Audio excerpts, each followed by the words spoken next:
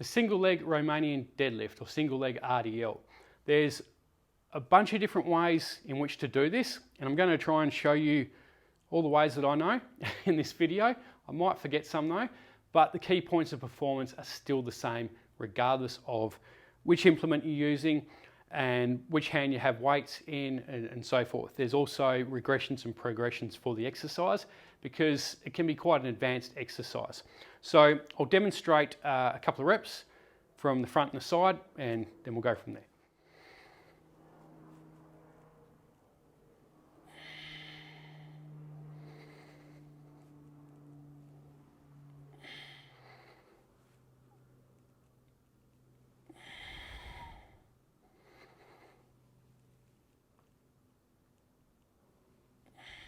Okay, so that was a single leg Romanian deadlift with the kettlebell held in both hands.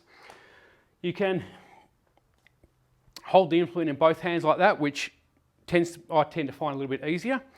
You can hold it on the same side as the support leg, or you can hold it on the opposite side to the support leg.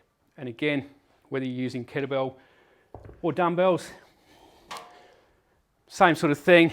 And then you can also use it, do the single leg RDL with a dumbbell in each hand. Now, the key points of performance for the single leg RDL are with your support leg there, you want to have that knee unlocked the entire time. So I'll show you from the side here. Bend that knee, keep it unlocked the entire time. The movement is occurring at the hips. It's a hip hinge. Okay, so whether you're doing it with weight, whether you're doing it unweighted, I'm hinging at the hips, keeping that knee bent, and I'm pushing this leg out the back. I'm thinking about pushing my heel, this heel, towards whatever it is behind me. Okay, keeping my back neutral here. And the important point is, we don't want to tip the pelvis. So you'll often see this kind of movement occurring. You want to try and keep those hips stable. And you can see I'm fighting a lot here for balance. Okay, so I'm trying to be mindful of keeping everything nice and straight and square. So that single leg Romanian deadlift can be quite difficult if you struggle with balance, like me. So I'll show you some regressions. So this is just a furniture slider. Going to place that on the ground. You don't even need one of these. You can just get some light contact with the ground.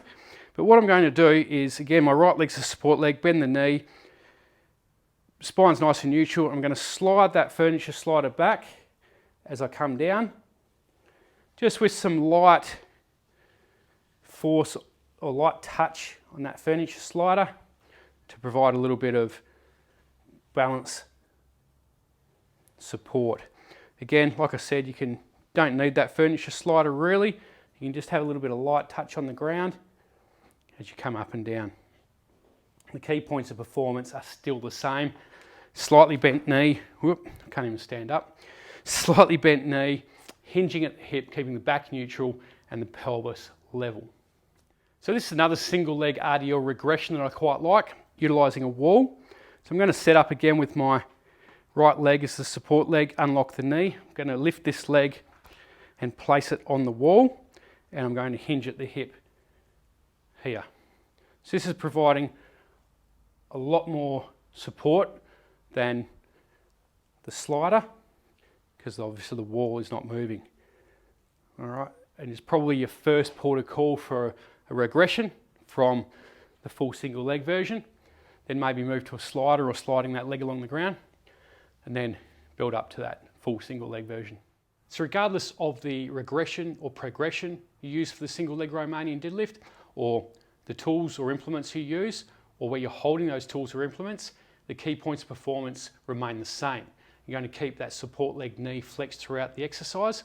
You're going to hinge at the hip. That's where all the movement occurs, at the hip. The back remains in the same position, in that neutral or slightly extended position.